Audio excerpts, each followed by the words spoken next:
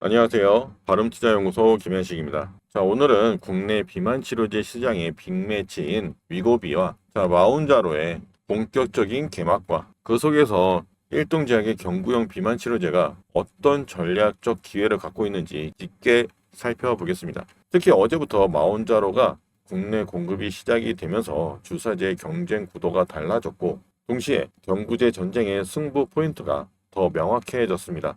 자, 이 변화가 일동제약에 어떤 의미인지 끝까지 보시면은 감이 좀 잡히실 겁니다. 자, 이 마운자로는 8월 20일 날 한국 유통을 개시했고, 오늘 21일부터 의료기관 처방이 가능해졌습니다. 자, 초기에는 저용량인 2.5mg랑 5mg 중심으로 공급이 되며 고용량은 순차적으로 확대될 예정입니다. 자, 노보의 위고비 독주 구도가 끝나고 본격적인 가격과 공급의 경쟁이 시작이 됐습니다. 자, 효과 면에서는 마운자로는 72주 임상 결과 평균적으로 22.5% 정도 체중 감량 효과를 냈고, 위고비는 68주 투여 시 14.9%의 체중 감량 효과가 나타났습니다. 자, 임상 설계가 달라서 정면 비교는 조심스럽지만 장기 감량 폭만 보면은 마운자로가 우세해 보입니다. 자, 주사제 시장은 효과가 크고 더 빨리 그리고 더 싸게 공급하는 쪽으로 싸움이 정리가 됩니다. 단기 판도는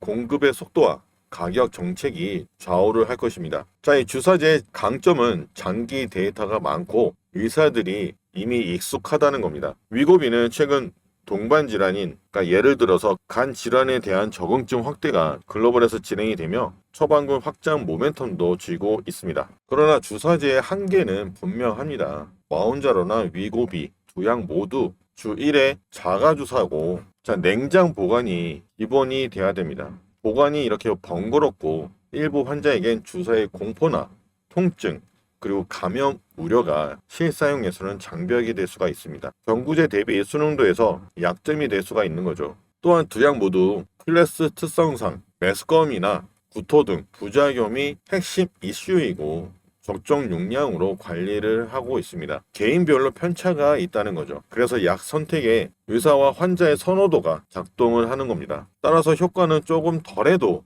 편해서 오래 먹는 경구제가 선호도에서 앞서면서 상용화가 된다면 장기 매출에 큰 변수가 될 것입니다. 실제 데이터가 누적될수록 순응도가 그 결과를 가른다는 점이 부각되고 있는 거죠. 바이킹 테라피틱스는 경구용 비만 치료제 임상 이상의 톱라인이 공개가 되자 주가가 42%나 폭락을 했습니다. 이유는 간단합니다.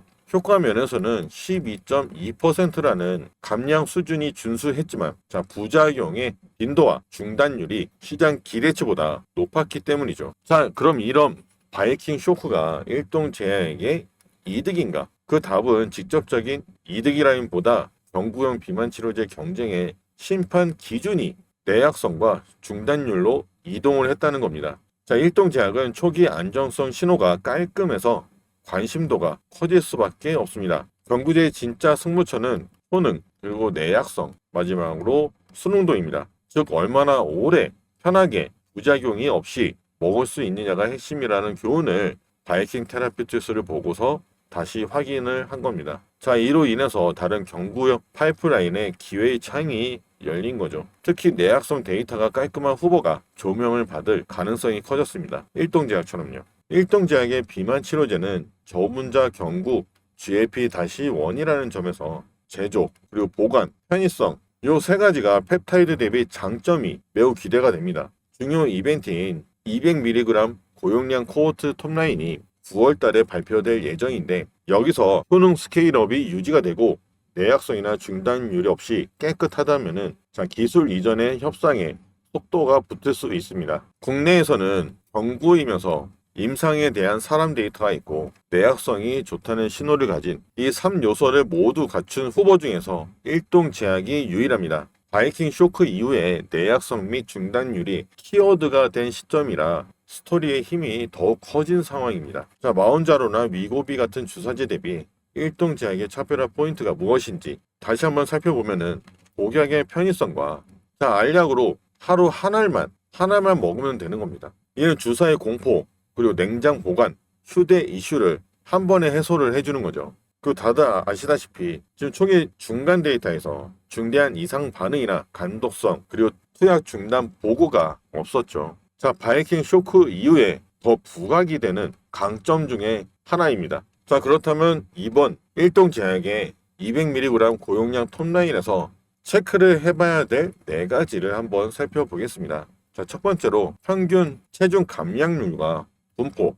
그러니까 고용량인 만큼 100ml보다는 높아야 되고 시장 기대치만큼 나와주느냐가 관건이겠습니다. 그 두 번째로 중단율이나 중대 이상 반응 같은 부작용이 있는지, 저용량처럼 부작용이 없는지, 이게 계속 고용량에서도 이어 나왔는지 굉장히 중요하겠죠. 자, 다음으로는 허리둘레나 기타 대사 지표, 시기에 따른 영양, 복용성 관련 추가 근거가 이들 역시 저용량 대비 효과 면에서 우수한지 그리고 안전한지를 확인해주는 지표들입니다. 자, 그럼 정리를 한번 해보겠습니다. 주사제에 효과 우위가 있다는 것은 확실합니다. 하지만 경구제의 편의 및 내약성이 시장의 최종 승자를 가를 수 있겠습니다. 바이킹 쇼크가 그 사실을 다시 한번 확인시켜줬고, 일동 제약은 저분자 경구 GLP-1에서 초기 안전성이나 공용성 선호도에서 우위를 갖고 있습니다.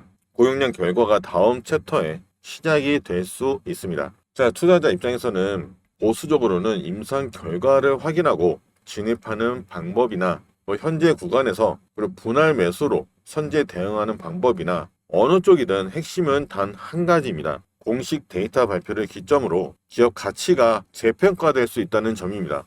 과연 일동 제약의 임상 발표가 기술 이전과 기업 가치를 상승으로 이끌어줄지 투자자라면 꼭 주목해야 할 타이밍입니다. 그럼 오늘 영상도 도움이 되셨기를 바라면서 바름투자연구소 최근 많은 분들이 구독을 해주시고 계십니다.